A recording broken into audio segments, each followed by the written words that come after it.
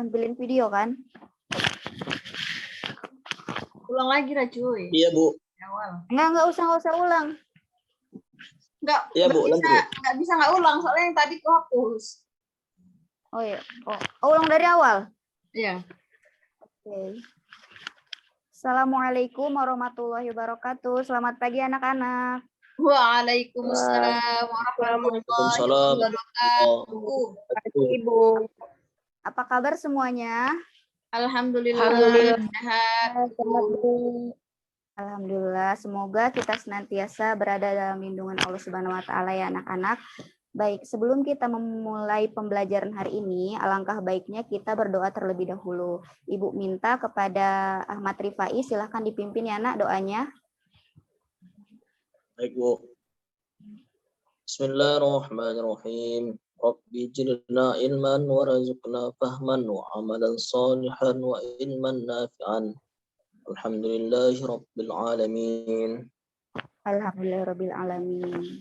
Baik anak-anak, Ibu akan mengabsen nama kalian satu persatu. Siapa yang namanya disebut cukup bilang hadir ya. Mutia Putri. Hadir Bu. Ahmad Rifai. Hadir Bu. Mira Zakdia. Hadir Bu. Anissa Damayanti. Hadir Bu. Samaria. Hadir Bu. Nona Malasari.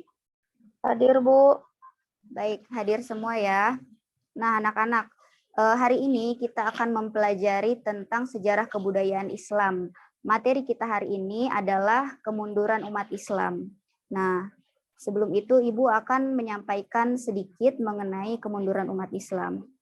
Kemunduran umat Islam itu salah satunya disebabkan oleh para pemimpin umat Islam yang jauh dari petunjuk Allah. Kemudian sikap ingin berkuasa dan egois para pemimpin Islam ketika itu memberikan kesempatan kepada bangsa Barat untuk mengambil alih kerajaan-kerajaan Islam saat itu. Nah, selanjutnya Ibu akan menampilkan satu buah video yang berkaitan dengan tema kita hari ini. Mohon disimak ya anak-anak. Baik Bu. Baik Bu.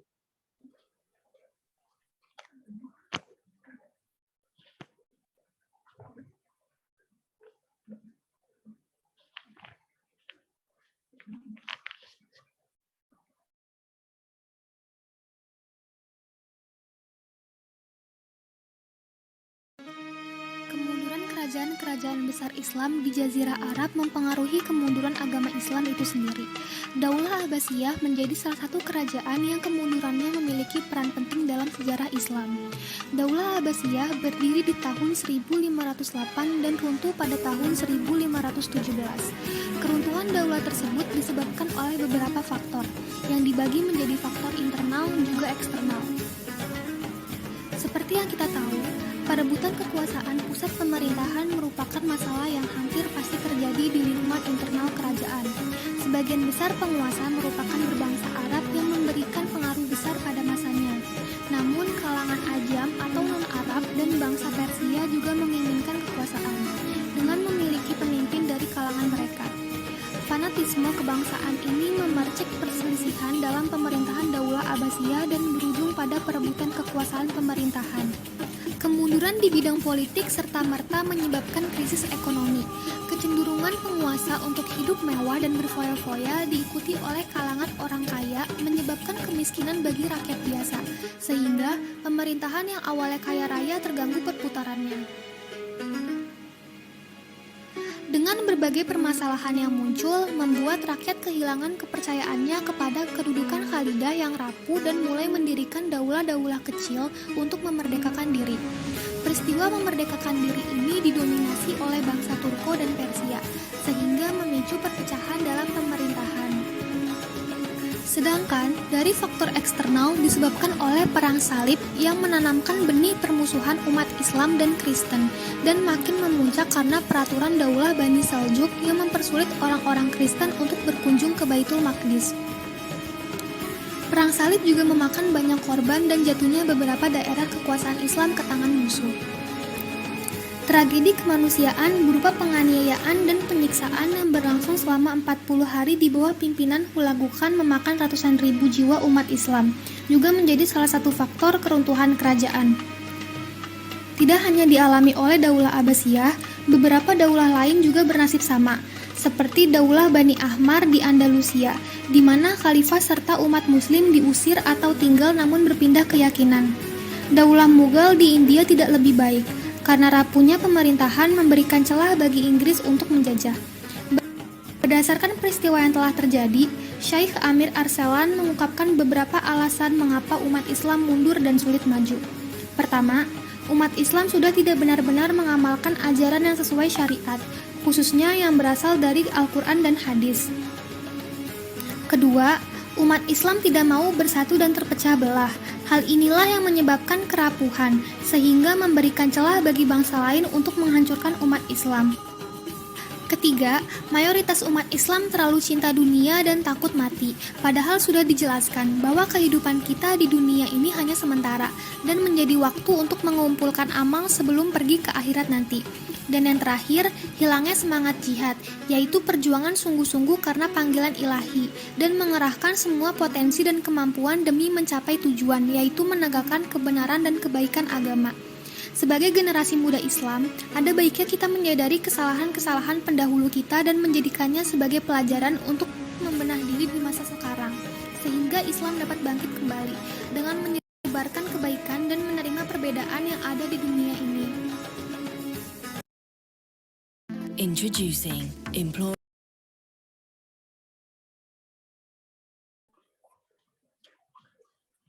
Nah, anak-anak, dari video yang kita saksikan tadi, apakah di sini ada yang ingin bertanya? Saya, Bu. Izin bertanya. Ya, silahkan kepada Samaria. Di sini, Bu, saya ingin bertanya, apa yang melatar belakangi penjajahan bangsa Barat atas umat Islam, Bu? Sekian. Baik, bagus sekali ya pertanyaannya. Selanjutnya ada lagi yang ingin bertanya? Saya, Bu. Ya, silahkan Mutia Putri. Saya akan bertanya apa yang melatar belakangi munculnya gerakan pembaharuan Islam dan siapa saja tokoh-tokohnya. Terima kasih, Bu.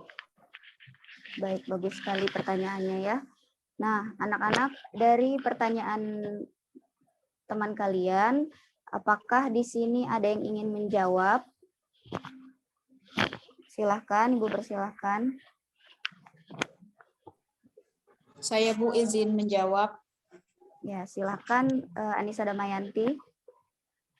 Baik, Bu, terima kasih. Saya izin menjawab pertanyaan dari Mutia. Yang pertanyaannya itu apa yang melatar belakangi munculnya gerakan pembaruan Islam dan siapa saja tokoh-tokohnya. Yang melatar belakangi gerakan pembaruan Islam itu muncul karena kesadaran dari tokoh-tokoh Islam itu sendiri. Kemudian mereka itu memandang betapa pentingnya persatuan dan kesatuan antara sesama umat Islam. Sehingga dengan bersatunya umat Islam, Islam akan semakin kuat dan dapat berjaya kembali. Dan siapa saja tokoh-tokohnya? Tokoh-tokohnya itu Sultan Mahmud II dari Turki Utsmani, Sayyid Ahmad Khan dari India, dan Muhammad Ali Pasha dari Mesir. Terima kasih, Bu. Sama-sama, bagus sekali jawabannya ya. Selanjutnya pertanyaan kedua, ada yang ingin menjawab?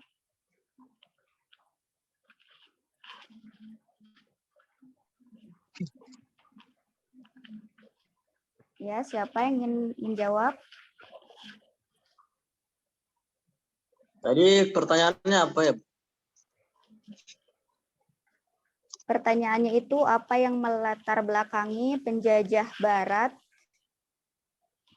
Apa yang melatar belakangi penjajahan terhadap umat Islam?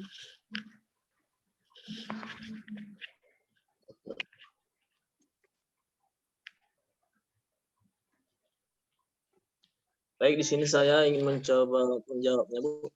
Dari pertanyaan Samaria ya, Bu. Ya, silakan.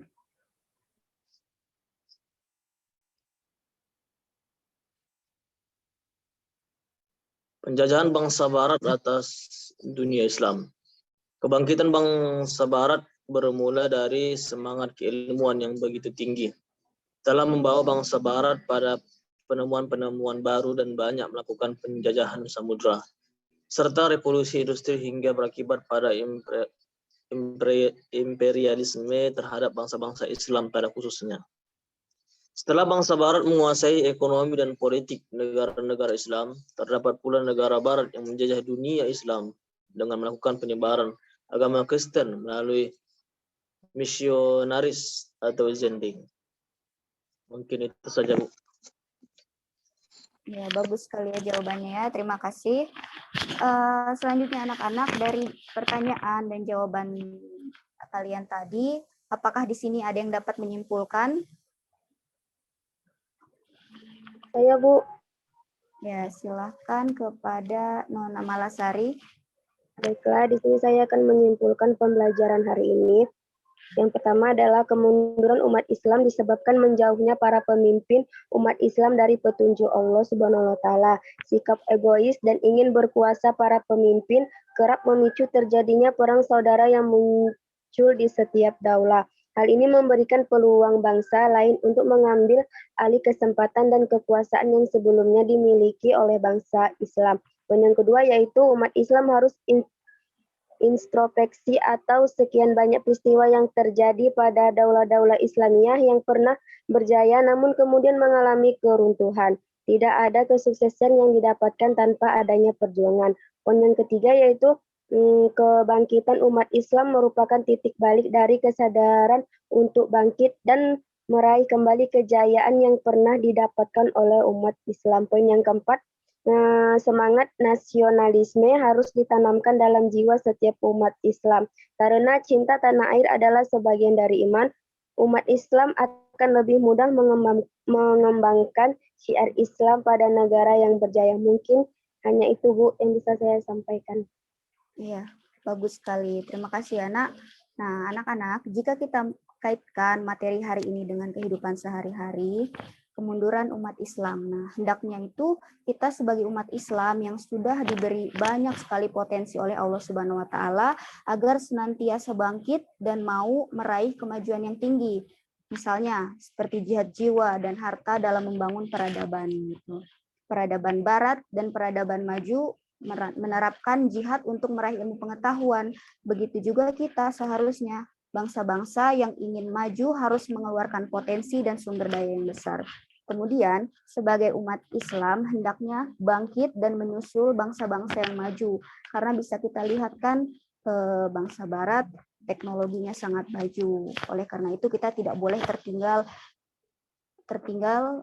jauh dari bangsa-bangsa yang lain. Kemudian mempelajari sejarah perkembangan Islam pada abad modern seperti sekarang ini dapat disikapi dengan sejarah tersebut, dapat memberikan ide dan kreativitas tinggi dan tidak alergi terhadap perubahan supaya lebih maju dengan cara yang efektif dan efisien. Problema-problema masa lalu yang dapat menjadi pelajaran dalam bidang yang sama pada masa selanjutnya. Kemudian pembaharuan yang dapat dilakukan dalam berbagai bidang baik ekonomi, pendidikan, politik, dan sebagainya. Nah, anak-anak, mungkin materi hari ini cukup ya. Mari kita sama-sama tutup pembelajaran hari ini dengan membaca doa kafaratul majelis. Silakan kepada Rifai dipimpin doanya ya. Bismillahirrahmanirrahim. Subhanakallahumma wa bihamdika asyhadu an la ilaha illa anta astaghfiruka wa atubu ilaik. Walhamdulillahirabbil alamin. Alhamdulillahirabbil alamin. Semoga apa yang kita pelajari hari ini dapat bermanfaat bagi kita. Terima kasih waktunya anak-anak. Ibu ucapkan salam. Assalamualaikum warahmatullahi wabarakatuh. Waalaikumsalam Warahmatullahi wabarakatuh.